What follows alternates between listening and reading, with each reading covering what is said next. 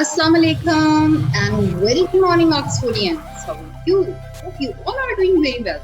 उम्मीद करती हूँ कि आप सब खैरियत से होंगे. And I'm your coordinator, your teacher, Miss Noreen. Today once again I'm here, but something is different today because today I'm not going to take science class. Today I'm going to conduct Urdu class. And really personally, I want to share with you that I really love my mother tongue. I really love it too. क्योंकि आपको जैसे language कोई पसंद होती है, sometimes people like to speak in Punjabi, sometimes they like to speak in English, and sometimes also they like to speak in Sindhi and many other languages. I love it because Urdu is my mother. I observe कि sometimes students avoid to take Urdu class और उन्हें उर्दू से वैसे interest नहीं होता जैसा कि होना चाहिए. ऐसा क्यों? ऐसा नहीं होना चाहिए. तो मैं जब कोई सब्जेक्ट लेती हूँ, मेरा फर्स्ट मोटिव ये होता है कि आपका इंटरेस्ट डेवलप करें. जब आप किसी में इंटरेस्ट डेवलप कर लेते हैं, उसमें अपना पर्सनल एफर्ट करते हैं, तो डेफिनेटली वो चीज़ आपको ज़्यादा जल्दी आती है. और अगर मुश्किल भी होती है या मुश्किल लगती है, तो आप उसके की पॉइंट तक पहुंचने की कोशिश करते हैं. एंड व्हेनेवर आप में ये चीज़ इंजेक्ट हो गई, then everything is possible for you to go at the top. क्योंकि ये वो सब्जेक्ट्स हैं जिसमें अगर आपको कमांड आ जाती, आप इसको समझ लेते हैं, तो ये आपके लिए इजी. और समटाइम अगर आपको लफ्ज़ों को लिखना, उनकी बनावट, इन चीज़ों में डिफिकल्टी होती है, तो उन सब के सॉल्यूशन हैं हमारे. सबसे पहले तो आपको आपका इंटरेस्ट भी डेवलप करना है, क्योंकि जब आप मिस नौरीन आपके साथ यहाँ पर हैं, तो फिर आपका इंटरेस्ट उस सब्जेक्ट में 100% होना जरूरी है. It's my requirement, because if you will not fulfil on my requirement, तो ये मेरे लिए डिफिकल्ट है. And I always like to face difficulties. मैं डिफिकल्टीज के साथ इंजॉय करती हूँ, बिकॉज मैं उन्हें फेस करती हूँ और उनके सोल्यूशन की तरफ जाती हूँ. ठीक है, तो हम स्टार्ट करते हैं. मैं आपके साथ स्क्रीन शेयर करती हूँ और बताती हूँ कि आज हमने करना क्या है. जी स्टूडेंट्स, ग्रेड 6, आपको स्क्रीन पर आपकी बुक नजर आ रही है, स्लाइड नजर आ रही है. जी, चंपा उर्दू, उर्दू का गुलदस्ता, ये हमारी बुक का नाम है. चंपा, द नेम ऑफ फ्लावर. चंपा एक फूल का नाम भी है और रियली ये बहुत ही फ्रूटफुल होता है. और जब हमारी बुक का नाम ही इतनी प्यारी चीज पर रखा गया, तो ऑब्वियसली इसमें क्या इंटरेस्ट की चीजें रियली हम इंजॉय करें. ठीक है, और ये क्लास है हमारे पास 6th क्लास है. फौजिया एहसान फारूकी इसकी राइटर है. और very important, what's the day today? आज डे क्या है? Today is Friday, not Thursday. Today is Thursday, आज थर्सडे है. और आज डेट है हमारे पास 6 मई 2021. सिलेबस डिस्कस कर लेते हैं जरा. सिलेबस में हमारे पास फाइनल टर्म में जो लेसन्स हैं उनके नाम यहाँ मेंशन किए हुए हैं. मैं एक दफा आपको रिकॉल करवा देती हूँ. बच्चे, सबक का नाम है दादा अबू की किताब, ट्रैफिक के निशानात, उंगलियों के निशानात, नज़म है हमारे पास आलूगी और उर्दू के चटखारे. चटखारे वर्ड उनकी मजा आता है, तो सोचिए कि इस लेसन में कितना मजा होगा. इसे हम रिवाइज करेंगे. उर्दू के चटखारे. एंड लास्ट वन इज गजल.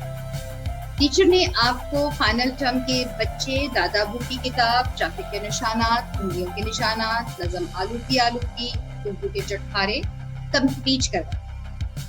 लास्ट लेसन जो हम करेंगे वो है गजल. दैट इज गजल. गजल का सुनते ही साथ आप में एक एक्साइटमेंट आ जाए. अब वो एक्साइटमेंट क्या होगी, डेफिनेटली जैसे जैसे मैं आपको बताती जाऊंगी तो you will increase in yourself. ठीक है, सबसे पहले तो हमें पता हो कि गजल के मायने, जैसे आपको आपकी कोऑर्डिनेटर जब साइंस पढ़ाती है तो एक एक चीज एक्सप्लेन करती है, तो वो चीज एक्सप्लेन हो जाती है, इजी हो जाती है, तो वो इजी हो जाती है तो उसकी राइटिंग और इजी हो जाती है, ऐसे हमें। ठीक है, गजल लफ्ज गजाल से जिसके मायने हैं हिरन का बच्चा। अब आप जस्ट थिंक अबाउट इट कि गजल को हिरन से तशबीह क्यों दी। आपने ये जुमला सुना है, हिरन जैसी खूबसूरत बेबी है, हिरन से भी प्यारा है, हिरन जैसा है। हिरन की तशबीह जाती है खूबसूरती से, ब्यूटी से। ये वो बहुत ही खूबसूरत सा मासूम सा जानवर है। तो गजल को तशबीह किससे दी है? हिरन का बच्चा, हिरन से। या हिरन के मुंह से निकलने वाली दर्दनाक आवाज। हिरन की कभी आवाज सुनी है? हिरन के बच्चे की कभी आवाज सुनी है? अगर नहीं सुनी तो नेशनल ज्योग्राफी पे जरा या गूगल पर डाल के सर्च कीजिएगा, तो आपको यहाँ से कुछ फीलिंग्स आएंगी। जब आपको यहाँ से फीलिंग्स आएंगी तो आप रियलाइज करेंगे कि गजल को हिरन का बच्चा या हिरन के बच्चे की आवाज से तशबीह क्यों दी। ये तो एक लफ्जी चीज है ना जो मैं आपको पढ़ा रही हूँ, और आपने ये लिख भी लेनी है, आपने ये याद भी करनी है। लेकिन गजल का नाम हिरन के बच्चे से या हिरन की खूबसूरती से या उसकी दर्दनाक आवाज से तशबीह दी है, इसको जानने के लिए हिरन को स्टडी करें, हिरन को देखिए, हिरन के बच्चे की आवाज सुनिए, ये जरूरी है। क्योंकि नेक्स्ट क्लास में मैं आपको मुझसे पूछूंगी। दूसरी तारीफ से हिरन के मुंह से निकलने वाली दर्दनाक आवाज को गजल कहा जाता है। हिरन का बच्चा नरम और मुलायम होता है, इसी तरह गजल में नरम नरम बात, मतलब कि एक सॉफ्ट चीज हमें क्लिक करती है ना, चाहे वो कॉटन हो या किसी का समटाइम हमें हमारे फ्रेंड्स के हाथ बड़े अच्छे लगते हैं, हम किसी से शेक हैंड करते हैं तो उसका हाथ बड़ा सॉफ्ट है, अच्छा लग रहा है। इसी तरह से गजल में जो की गई बातें होती हैं वो बहुत ही खूबसूरत होती है, बहुत नरम होती है, टची होती है, जो आपको इंटरनली आपकी फीलिंग्स के साथ कहीं ना कहीं मैच होती हैं, टच होती हैं और आपको क्लिक करती है, अच्छी लगती है। गजल एक बहुत ही खूबसूरत चीज है। देखिए नेक्स्ट स्लाइड। इस्लाही तारीफ में वो कलाम जो एक ही वजन और एक ही बहर में हो, एक ही सीक्वेंस में चल रहे हैं, हर शेर में अलग अलग मजमून बयान है। मतलब ये कि एक जैसे हमारी नात होती है या हमारे पास कोई सबक होता है, उसमें कैरेक्टर होते हैं, 6 कैरेक्टर है, वो कैरेक्टर शुरू से एंड तक होते हैं। तो गजल में ऐसा नहीं, हर काफिया, हर रदीफ चेंज, खुली आजादाना बातें, फीलिंग्स हो, और जिसका पहला शेर मतला और आखिरी शेर मक्ता हो। अब आप डेफिनेटली ये कहेंगे मतला और मक्ता क्या हो। गजल को जानने के लिए, गजल की फीलिंग्स को खुद में इन्वॉल्व करने के लिए आपको एक एक वर्ड का मायने आना जरूरी है। पहला शेर मतला और आखिरी शेर मक्ता हो, और साथ ही साथ रदीफ और काफिया मौजूद हो। आपको रदीफ का भी पता है, काफिया भी पता है, लेकिन फिर भी मैं रिवाइज करवा गजल कहलाती, रिपीट करती हूँ, वो कलाम जो एक ही वजन और एक ही बहर में हो, हर शेर में अलग अलग मजमून बयान हो, और जिसका पहला शेर मतला और आखिरी शेर मक्ता हो, और साथ ही साथ रदीफ और काफिया मौजूद हो, गजल कहलाती। गजल में कम से कम 5 और ज्यादा से ज्यादा 12 अशआर शेर टेंजा हो।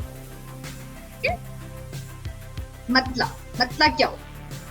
गजल का पहला शेर जिसके दोनों मिसरे हम काफिया और हम रदीफ, हम काफिया एक जैसे और हम रदीफ मतला कहलाता। मक्ता क्या होता है?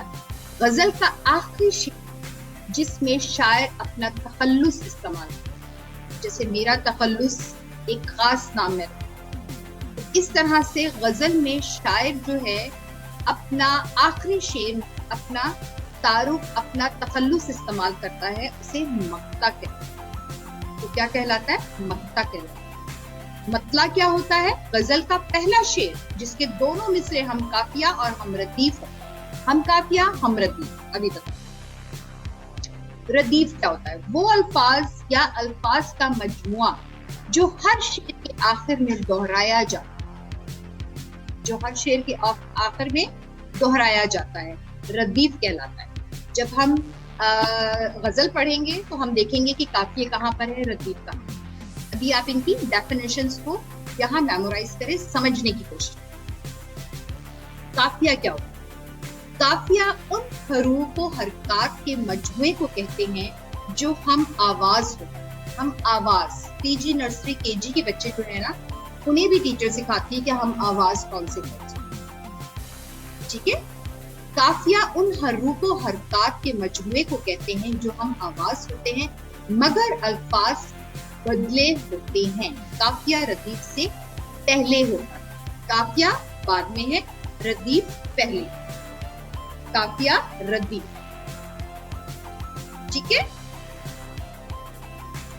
तब आ जाइए गजल। गजल कहते किसे हैं?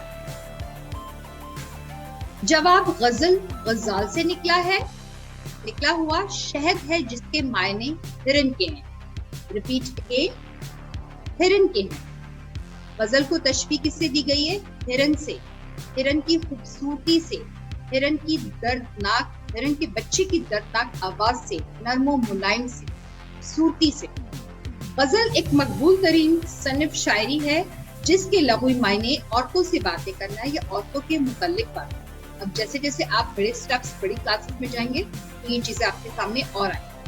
हिरन के मुंह से, हिरन के बच्चे के मुंह से निकलने वाली दर्द भरी आवाज को भी गजल का नाम है। जी, ये आपका बुक पेज है, लास्ट बुक पेज है। आई थिंक 158 या 85, 158 है, आई थिंक 158 है। नज़म लिखने के तरीकों में से मकबूल किस्म गजल है। अमूमन ये बड़ों के जज्बात और एहसासात बयान करने के लिए इस्तेमाल की जाती है। लेकिन गालिब ने, गालिब तो फिर गालिब है ना, लेकिन गालिब ने इसको ज़राफत और शौक़ का रंग देकर बच्चों के लायक बना डाला। Today we are discussing and we are studying about ghazal just because of Ghalib Sahib. So salute to Ghalib. ये बड़ों की शायरी, बड़ों की चीज को उन्होंने बच्चों के लिए कन्वर्ट कर दिया, शौक़ी मजाक कर। गजल में कोई मुसलसल बयान नहीं होता बल्कि हर शेर में अलग ख्यालात अदा किए जाते हैं। जिसे हम कहते हैं खुले माइंड के साथ, खुले जहन के साथ। You have big opportunity to speak what you want to speak. That is गजल, वो है गजल। ठीक है? बच्चों की गालिब की बच्चों के लिए लिखी गई 2 गजलों में से एक गजल ये है। ये है हमारा आज का लेसन, गजल। अब मैं गजल पढ़ रही हूँ और आप ध्यान से सुनिएगा, काफिये रदीफ सब आपको समझ आ जाएगा। शेर के पढ़ने से कुछ हासिल नहीं, शेर के पढ़ने से कुछ हासिल नहीं, मानता लेकिन हमारा दिल नहीं। काफिया रदीफ मिल रहे हैं लेकिन मायने चेंज हो। शेर के पढ़ने से कुछ हासिल नहीं, मानता लेकिन हमारा दिल नहीं। इल्म ही से कदर है इंसान की, है वही इंसान जो जाहिल नहीं। इसे समझे, बहुत ही मजे की बात है। इल्म ही से है कदर इंसान की, है वही इंसान जो जाहिल नहीं। इल्म से इंसान की कदर भी है और इल्म नहीं तो इंसान जाहिल भी है। क्या कहें खाई है हाफिज जी की मार, क्या कहें खाई है हाफिज जी की मार। आज हंसते आप जो खिलखिल नहीं, अब यहाँ हाफिज साहब का जिक्र, मतलब कि पुरानी तालीम की बात भी आ गई और कहा कि वो मार खाई हुई है इसलिए हंसते नहीं है। इसे समझें, दैट इज योर होमवर्क। मैं आपसे पूछूंगी किस तरह पढ़ते हो रुक रुक कर सबक, किस तरह पढ़ते हो रुक रुक कर सबक, ऐसे पढ़ने का तो मैं कायल ही नहीं। वाह क्या बात है।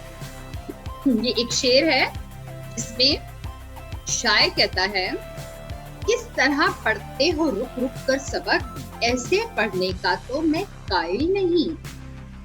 जिसने कादिर नामा सारा पढ़ लिया। अब यहाँ पर मक्ता, मक्ता या कता आपको पता होना चाहिए किसका जिक्र हो रहा है। देखिए जिसमें मक्ता, जिसमें शायर अपना तखल्लुस बयान करता है, जिसमें शायर अपना तखल्लुस बयान करता है, और जो आपस में मिल रहे हैं वो काफिये और रिदीफ है।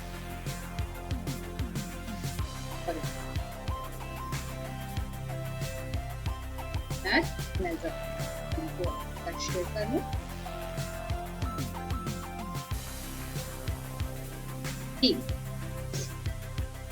जिसने कादिर नामा सारा पढ़ लिया, उसको आमद नामा कुछ मुश्किल नहीं।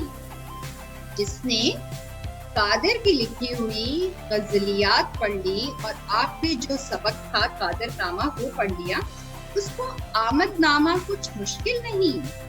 यहाँ देखिए शेर के पढ़ने से कुछ हासिल नहीं, मानता लेकिन हमारा दिल नहीं, हासिल नहीं दिल नहीं, काफी रद्दी। इल्म ही से है कदर इंसान की, है वही इंसान जो जाहिल नहीं। कितने आपस में मैच हो रहे हैं देखिए वर्ड्स, क्या कहें। और खुली खुली आजादी है, खुली शायरी है ये, कहीं बाइंडिंग नहीं है। क्या कहें खाई है हाफिज ठीक की मार, आज हंसते आप जो खिल के नहीं। किस तरह पढ़ते हो रुक रुक कर सबक, ऐसे पढ़ने का तो मैं कायल नहीं। जी मजा आया, 100% आया। अब आपने करना क्या है, सबसे पहले तो आपने आप कॉपी में गजल की हेडिंग डालनी है, आज की डेट डालनी है और लिखना है गजल, गजल के लुत्फी मायने लिखने हैं।